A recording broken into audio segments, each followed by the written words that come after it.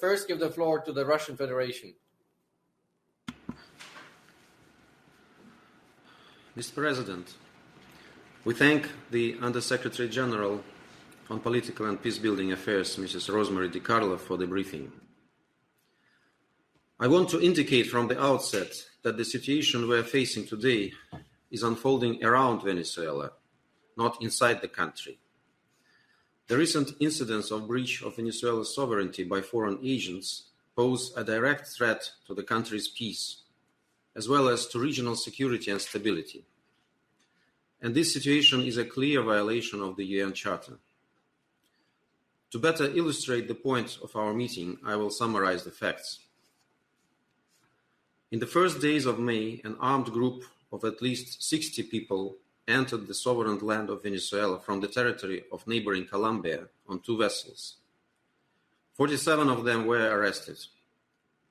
Among them, 2 US citizens who confessed that their mission was, firstly, to train forces in neighboring Colombia for military operations in Venezuela, and secondly, to take control of an airport in order to secure transportation of President Nicolas Maduro to the United States. We also know about a contract signed on October 16, 2019 by Deputy to Juan Guaido and the CEO of a US company, Silvercorp, Jordan Goudreau, for some $200 million US. The aim to remove current Venezuelan regime, I quoted.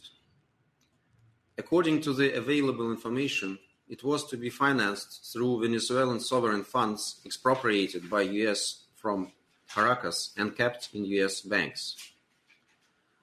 After the imposter president claimed that he has nothing to do with this contract, another financial document was published which demanded Juan Guaido to make a down payment of $1.5 million to Silvercorp, dated April 28, 2020, just a few days prior to the so-called Operation Gideon.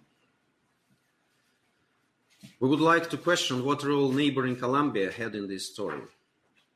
It's hard to imagine that this clandestine operation that originated on its soul was conducted without any knowledge about it. US authorities claim that they have nothing to do with this. We would be glad to believe them, but fail to explain that according to the contract, 2 American citizens were planning to take hostage of legitimate Venezuelan president and bring him to the US. For what purpose, may I ask?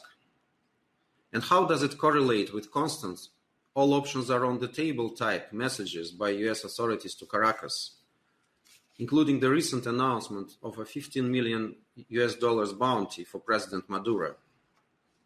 Who else can be behind this mercenary adventure?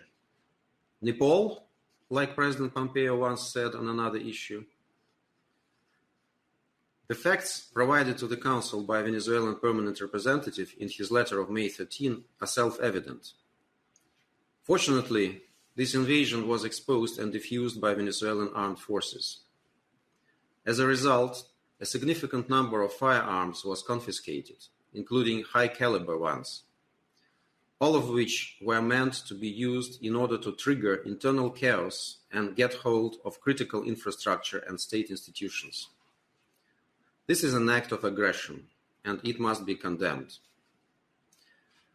Mr. President, the Venezuelan government has warned numerous times about the preparation of armed attacks and training of paramilitary groups in the neighboring countries.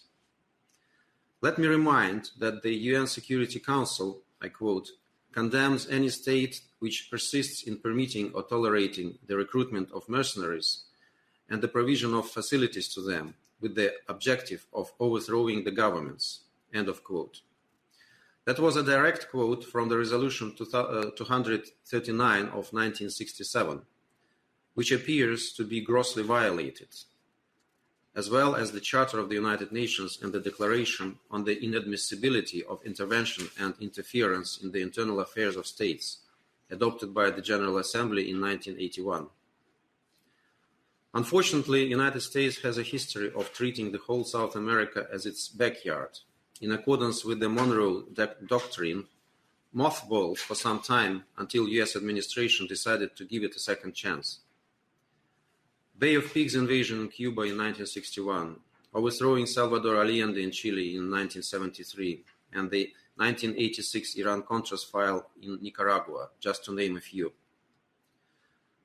Today, Venezuela is on the US menu, and our American colleagues don't even make an effort to deny it.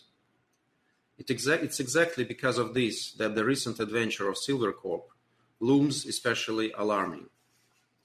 And we can't forget about the troubling context, the so-called counter-narcotics operation in the Caribbean, which is in fact a military one, that followed the announcement of the bounty for President Maduro. So we want to ask today, what is the real aim of the American Navy parade in the Caribbean? Are there more mercenaries on the ground in Venezuela? Who is responsible for attacks on Venezuelan critical infrastructure, including electricity networks? We also hope Washington fully realizes the risks of incidents when deploying USS Lassen, USS Preble, and USS Farragut in an area where Iranian oil tankers are involved in legal activity near Venezuela. I also want to use this opportunity and ask a question to our European colleagues who hastily recognized imposter president 2 years ago. How do you see his role now, once his role in this attempted coup d'etat, let's call the things by their name, has become so evident? How can legitimate Venezuelan authorities engage in negotiations with him after this? Mr. President, the absolute majority of the international community rejects military or subversive actions as an instrument in international relations. We appeal to all participants of today's discussion to unequivocally condemn the attempt of invasion into Venezuelan sovereign territory. It's time for all of us to speak in favor of the right of Venezuelans to solve their political disagreements themselves, including their right to choose their own leaders in line with the constitution of the country. The Russian Federation will continue to do its utmost to help Venezuelans in this endeavor. We urge everyone to join us and to refrain from diktat, ultimatums and sanctions or coercive measures in regard to this or to any other country. With this in mind, we have prepared a draft Security Council press statement to address the above-mentioned issues. It reads as follows. The members of the Security Council discussed the latest developments in and around the Bolivarian Republic of Venezuela. The members of the Security Council rejected the use of or threat of use of force as stipulated in the UN Charter, reaffirmed relevant resolutions on the condemnation of terrorism in all of its forms and manifestations, and on the use of mercenaries. The members of the Security Council called for the current situation in the Bolivarian Republic of Venezuela to be resolved through a dialogue by Venezuelans, without interference, through peaceful and political means, in line with Chapter 6 of the UN Charter, within the framework of its national constitution and in full respect of the sovereignty and territorial integrity of Venezuela.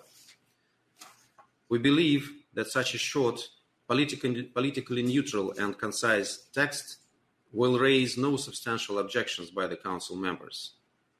We will distribute it immediately after my statement. I thank you, Mr. President. Thank you very much.